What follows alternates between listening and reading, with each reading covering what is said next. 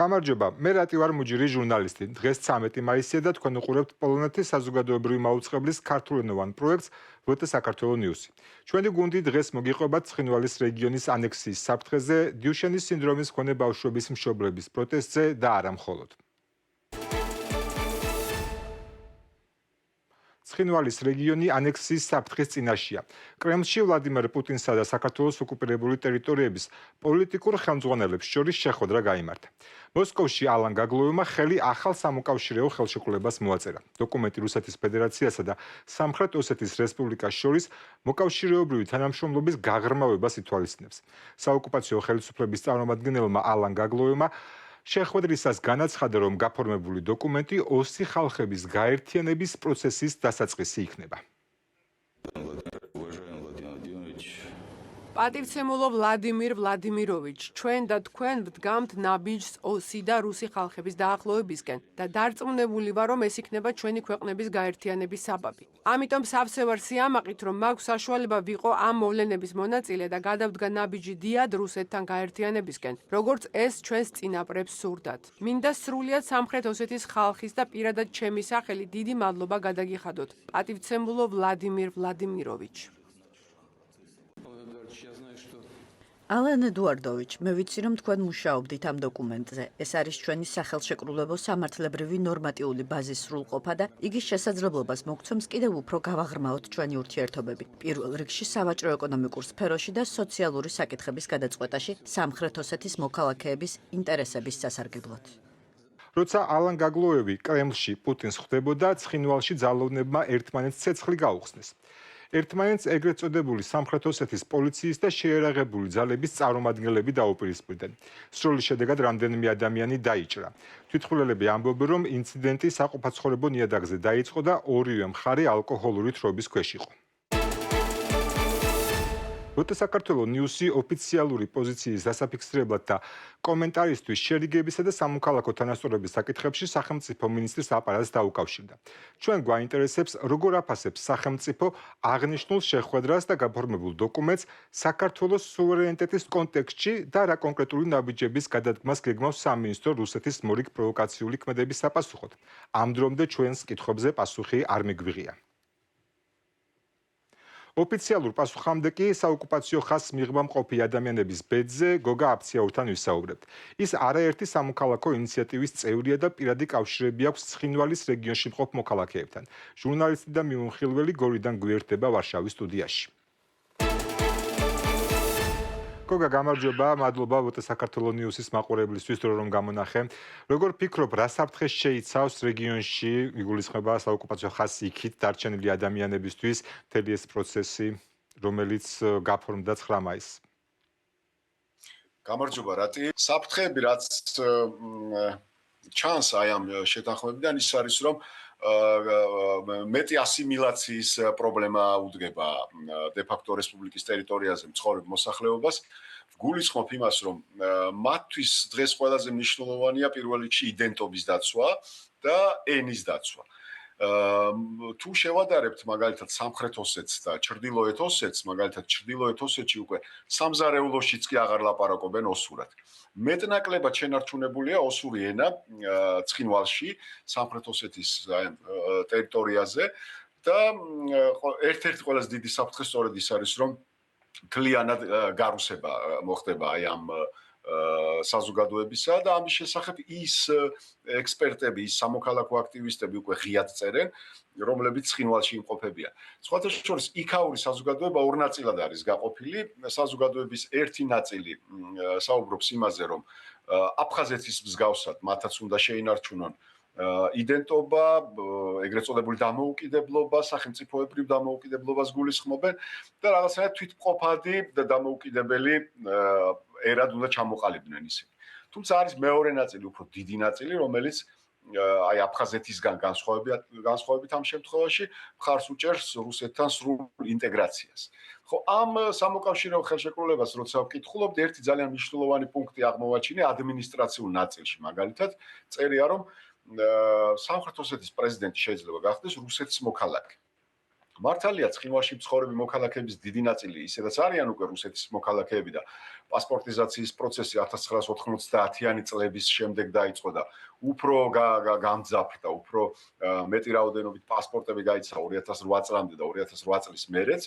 თუმცა აი ეს ჩანაწერი, რომ სამხრეთ ოსეთის მთავრობის წარმომადგენლები და პრეზიდენტიც კი დე-ფაქტო პრეზიდენტიც კი შეიძლება გახდეს რუსეთის მოქალაქე, ეს ერთგვარ შიშს და საფრთხის შეგრძნებას უჩენს ადგილობრივ სამოქალაქო აქტივისტებს. ძალიან ბევრის შეფასებით ცხინვალის რეგიონი ერთი დიდი რუსული სამხედრო ბაზაა და იქ ყველაფერი სწორედ აი ამ სამხედრო ინფრასტრუქტურის გარშემო ეწყობა. შესაბამისად მე მაინტერესებს ადამიანები, რომლებიც იქ დარჩენ და იქ ცხოვრობენ, ჩვეულებრივი ადამიანები, ამ ფაქტს როგორ უყურებენ, როგორ იღებენ ამას. ეხლა სანამ ჩამერთვებოდი, ქონდა კიდევაც სიახლე, რომ ერთმანეთს ესროლეს აი ამ ძალოვანებმა, რომლებიც თვალები იყვნენ. აი ამ ხრივ იქ სიტუაციაზე რა შეგიძლია გითხრა? ხო, ეს ბოლო ფაქტი რო გავიხსენოთ, სრული განუკითხაობაა უკვე ძალოვანი უწყებების წარმომადგენლები ერთმანეთს უპირისპირდებიან იარაღით. ყველა იარაღით დადის უკვე ცხინვალში და განსაკუთრებით პრობლემურია სხვათა შორის ისიც, რომ აი ეგრეთ წოდებული ომიდან, რუსეთ-უკრაინის ომიდან დაბრუნებული პირების მდგომარეობა არ არის ნორმალური და ისინი ხშირად აგრესიას გამოხატავენ ხოლმე ადგილობრივი მოსახლეობის მიმართ. აფხაზეთში ზღვა არის, ხო, არის რაღაცა საინვესტიციო რესურსები არის და რაღაცა ინტერესია ბიზნესმენების. ცხინვალში ესეთი არაფერი არ არის, ხოლო სამხედრო ბაზა არის, სადაც დიდი ნაწილი ადგილობრივები მსახურობენ. ისინი წაიყვანეს პირდაპირ ბრძოლის წინა ხაზზე და უამრავი დაღუპული ყავთ. თვითონვე თქვეს, რომ ეს არის დემოგრაფიული პრობლემა, დემოგრაფიული კატასტროფა და ერის კასტრაციაც კი უწოდა ერთ-ერთმა ადგილობრივმა მცხოვრებმა იმ პროცესს, რასაც ქვია აი ომში ყველაზე მცირე ეთნოსის ჩართვა, ხო, სულ დაახლოებით 20-30,000 ოსი ცხოვრობს დღევანდელ. მადლობა გოგა, ნამდვილად საინტერესო მიმოხილვა შემოგთავაზე. ჩვენ გავაგზავნებთ თვალყურის დონებას იქ მიმდინარე მოვლენებისთვის და იმას დავიტოვებთ, რომ კიდევ არაერთხელ ჩაგვერთვები.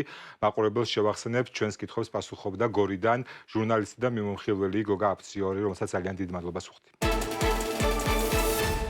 უკრაინას სამხრეთ-დასავლეთ საზღვარზე თავდაცვას აძლიერებს მიმართულება მოლდოვა დნესტრისპირეთი. პოტენციური რისკებისა და რეგიონში რუსული კონტინგენტის არსებობის გამო იქ ინტენსიურად მიმდინარეობს საფორტიფიკაციო სამუშაოები. ეწყობა ტაქსაწინააღმდეგო თხრილები და მზადდება ეშელონირებული თავდაცვის სისტემა. რამდენად რეალურია ამ მიმართულებიდან მომავალი საფრთხე, გთავაზობთ ვტს უკრაინული ბიუროს და ანასტასია პოტაპენკოს მომზადებულ რეპორტაჟს.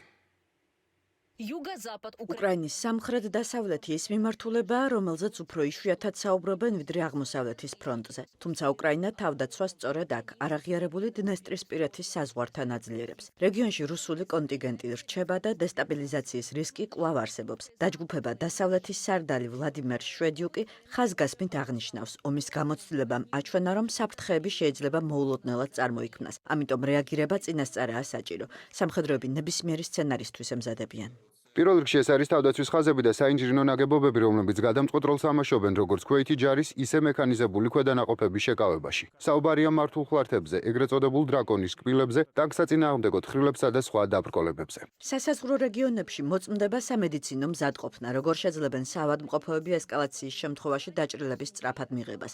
ამ მიმართულებიდან მომავალ რისკებზე დიდი ხანია საუბრობენ. ჯერ კიდევ გასულ წელს ომის შესწავლის ინსტიტუტის ანალიტიკოსები ამ მიმართულებიდან ოდესის ოლქზე ზეწოლის სცენარს განიხილავდნენ. ოდესელი სამხედრო მიმოხილველი ალექსანდრე კოვალენკოს თქმით, იქ არსებული ძალები შეტევისთვის საკმარისი არ არის, თუმცა ლოკალური რეიდები და დესტაბილიზაციის მცდელობები შესაძლებელია.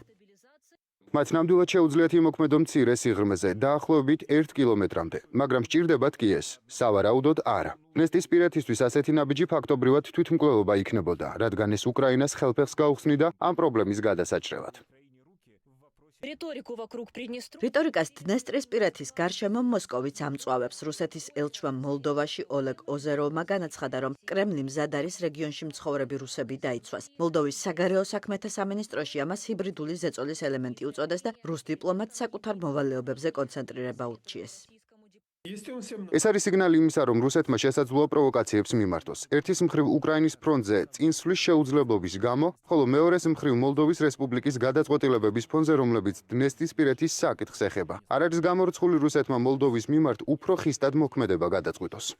Приднестровье только юридически. დნესტრისპირეთი იურიდიულად მოლდოვის ნაწილია. რეგიონი 90-იანი წლების დასაწყისში შეიარაღებული კონფლიქტის შემდეგ რუსეთის მხარდაჭერით მოწყდა ქვეყანას და მას შემდეგ კიშინიოვი მას ვერ აკონტროლებს. ადგილობრივ ფორმირებებთან ერთად ეს დაჯგუფება ეგრეთ წოდებულ სამშვიდობო მისიას ქმნის და უკრაინის საზღვართან რუსეთის სამხედრო ყოფნას უზრუნველყოფს. ისინი ფაქტობრივად თანამშრომლობენ რუსეთთან და შეუძლიათ გამოიყენონ გარკვეული სისტემები, მათ შორის სამიზნის მოსანიშნად. საიდუმლო არ არის, რომ იქ შეიძლება გამოიყენონ ჰაერსაწინააღმდეგო თავდაცვის ელემენტები, თუნდაც მოძველებული, ასევე რეტრანსლატორები და რადარები, კერძოდ დრონების დარტყმების კორექტირებისთვის. გარდა ამისა, მიმდინარეობს სასაზღვრო დაზვერვა. Техника в Приднестровье. დნესტრისპირეთში არსებული ტექნიკა ძირითადად მოძველებული და ნაწილობრივ ბრძოლის უნაროა. რეგიონის იზოლაციის გამო იქ სათადარიგო ნაწილების მიწოდება და შეიარაღების მომსახურება გართულებულია. დაახლოებით 30 წელია ისინი ეგრეთ წოდებული კანიბალიზმით არიან დაკავებული. შლიან არსებულ ტექნიკას ნაწილებად და ამის ხარჯი ინარჩუნებენ იმას, რაც მეტნაკლებად მუშაობს. ტექნიკის არსებული რესურსი მაქსიმუმ ერთ-ორდღიანი აქტიური საბრძოლო მოქმედებებისთვისაა საკმარისი.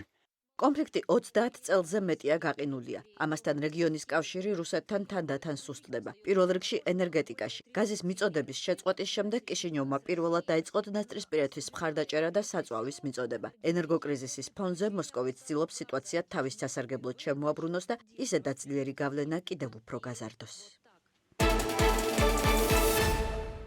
ფაქტები განსხვავებულია, თუმცა რუსული საფრთხის კონტექსტი ანალოგიური. შესაბამისად, დავინტერესდით რამდენად სასურველია, რომ თბილისმა საოკუპაციო ხაზების გასწვრივ სამხედრო ინფრასტრუქტურა მოაწყოს. ამ თემაზე სასაუბროთ 2004-2005 წლებში, ასევე 2012-2016 წლებში საქართველოს გენშტაბის უფროსი ინიციატივა ჯერ საქართველოს თანადამფუძნებელი გენერალ-მაიორი ვახტანგ კაპანაძე მოიწვიეთ. ბატონო გენერალო, გამარჯობა, მადლობა თქვენი დროისთვის. ახლა თქვენ ბუქარესტში შავი ზღვის და ბალკანეთის უსაფრთხოების ფორუმზე იმყოფებით. თუ კი რეგიონში ვინმე არ ღვევს უსაფრთხოებას, სწორედ რუსეთია. შესაბამისად, აქედან გამომდინარე, მინდა კითხოთ ამ კონტექსტის გათვალისწინებით. რამდენად რეალურია და საჭიროა, რომ საქართველოში საოკუპაციო ხაზების გასწვრივ მოეწყოს გარკვეული თავდაცვის საფორტიფიკაციო ნაგებობები? ნება მომეცი ცოტათი არ დაგეთანხმო, ვინაიდან საქართველოს კონტექსტი გაცილებით მძიმე არის, ვიდრე მოლდოვა უკრაინის კონტექსტი. ტირასპოლი ან დნესტრისპირეთი არ იტაცებს უკრაინულ მოქალაქეობას, არ არგოს სისტემატურად უკრაინის ტერიტორიაზე არ შემოდის, იგივე ამჯამად იქ არ არის ისეთი ძალა მობილიზებულია თავმოყრილი, როგორც არის ოსეთის შემთხვევაში და რომელიც ყოველდღიურად ძლიერდება. კარგად მოგეხსენებათ, ახლა მიიღეს უპილოტო საფრენი აპარატები, რომლებიც ბოჭკოვანი კაბელებით იმართება. საკმაოდ დიდი მნიშვნელოვანი ძალა არის ახლა დამატებული ოსეთის სამხრეთ ოსურ მხარისათვის, სეპარატისტებისთვის, ასევე მუდმივად გაძლიერებულ მდგომარეობაში არიან მიუხედავად იმისა, რომ პერიოდულად უწევთ როტაცია და უკრაინაში მონაწილეობა რუსულ კონტინგენტს, რომელიც იმყოფება ოსეთის ტერიტორიაზე და ასე შემდეგ. ახლა ბევრი რო არ გავაგრძელო, მე სხვაგვარად დავაყენებდი საჭირს, ძალის ჩვენება, ძალის დემონსტრირება, იმის ჩვენება, რომ ჩვენ ვიმყოფებით ადგილზე, არ არის აუცილებლად დანაყოფები უშუალოდ ადმინისტრაციულ საზღვარს განლაგდნენ, მაგრამ მე ზოგადად მიმაჩნია, რომ არ იქნებოდა ცუდი, თუ კი იქნება გაკეთებული გარკვეული ბარიერი, ეს არ იქნება საზღვრის აღნიშვნა, ან საზღვრის დაფიქსირება, უბრალოდ ქართული მხრიდან გაკეთებული იყოს ბარიერი, თუნდაც წარწერებით, რომ საქართველოს დროებით ოკუპირებული ტერიტორია, რაც ელემენტარულად ხალხს არ მისცემს საშუალებას, რომ ადვილად ჩაუვარდნენ ხელში სეპარატისტები და ასევე ოსები გადმოვიდნენ ჩვენ მხარეს.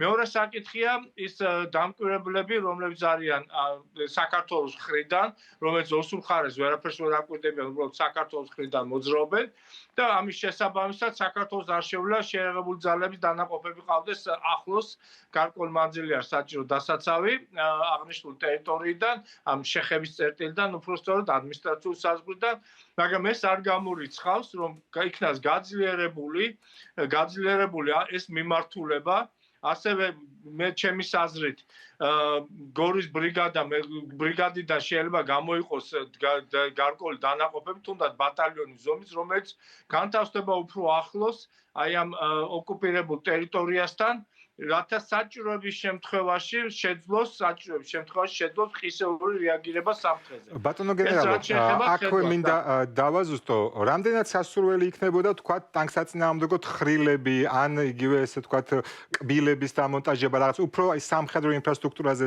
საუბრობთ, რაც თქვათ აი ჩვენ გასულ სიუჟეტში იყო, რომ უკრაინა დნესტრისპირეთთან საზღვარზე განალაგებს. იგივე უპილოტოები ახსენეთ და თქვათ ჩამხშობის სისტემების ახლოს გადატანა.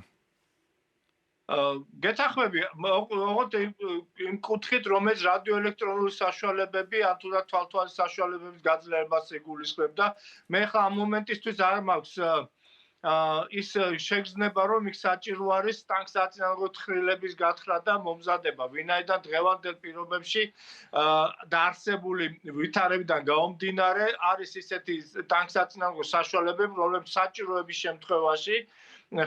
შემთხვევაში შეძლებს თქვა იგივე იმ საფრთხის ესე იგი განეიტრალებას, რომელიც შეიძლება გამომდინარეობდეს აღნიშნული ტერიტორიიდან. და გეთახმებთ იმაში, რომ მნიშვნელოვანია გაძლიერებული იქნას როგორც რადიოელექტრონული ბრძოლის საშუალებები, ასე რადიოტექნიკური დაზვერვის საშუალებები და ასევე ახლო გაძლიერება დანაყოფების, რომლებიც შეძლებენ თუნდაც დავარქვათ სწრაფი რეაგირების განხორციელებას. ეს არნიშნავს, რომ ჯარმა ჩაანაცვლოს პოლიცია უნდა იყოს უშუალო წინახაზე, მაგრამ პოლიციაც უნდა იყოს გაძლიერებული და არ უნდა ხდებოდეს ესე მაპატიოს ყველა, მაგრამ ასე ცხრებივით გატაცება და იქ ბიზნესის აწყობა, სეპარატისტების ბიზნესის აწყობა გამოუშვებენ ქართველს თუ რამდენ ფულს გადაშეიტანს ოჯახის წევრები მათ გამოსაშვება. გასაგებია. ძალიან დიდი მადლობა მაყურებელს შევახსენებ, ჩვენთან ერთად იყო საქართველოს გენშტაბის ყოფილი უფროსი 2012-2016 წლებში ინიციატივა ჯერ საქართველოს თანადამფუძნებელი გენერალ-მაიორი ვახტანგ კაპანაძე. ძალიან დიდი მადლობა დროებით. ჩაშლილი მილოცვა რუსთავის ქალთა კოლონიასთან. სიმბოლური აქციის გამართვის საშუალება არ მისცეს სახაროვის პრემიის ლაურეატი ციხეში მყოფი ჟურნალისტის მზია ამაღლობელის მხარდაჭერებსა და კოლეგებს რუსთავის ქალთა კოლონიასთან. მზია ამაღლობელი 51 წლის გახდა და სწორედ ამ თარიღის აღსანიშნავად შეიკრიბნენ რუსთავში მოქალაქეები. ადგილზე ვითარება მას შემდეგ დაიძაბა, რაც პეტენციური სამსახურის წარმომადგენელმა სიმბოლური აქციის მონაწილეებს განუცხადა, რომ ციხის მიმდებარე ტერიტორიაზე შეკრებისა და შეძახილების უფლება არ ჰქონდათ. ჟურნალისტები განმარტებებს ითხოვდნენ, რა ითვლებოდა აკრძალულ ზონად და რატომ განიხილებოდა შეძახილი თავისუფლება მზიას პატიმართან კონტაქტის ფორმად, თუმცა კონკრეტული პასუხი ვერ მიიღეს. ჩვენც ვიყავით მისულები, მაინც ავედით ამ ფერდობზე, დავდექით ბუნებრივია ამ ჩვენი პლაკატებით და კიდევ ბევრჯერ გავიმეორეთ და კვლავაც ბევრჯერ გავიმეორებთ ამ მოწოდებას თავისუფლება მზიას, ვიდრე რასაკვირველია მზია ამაღლობელი თავისუფალი არ იქნება. დღეისთვის სულ ეს იყო. მადლობა რომ ირჩევთ უტ საქართველოს ნიუს. ჩვენ ვაგრძელებთ მუშაობას, რომ თქვენამდე მოვიტანოთ თავისუფალი სიტყვა, თავისუფალი ევროპიდან, თავისუფალი საქართველოსთვის. დროებით.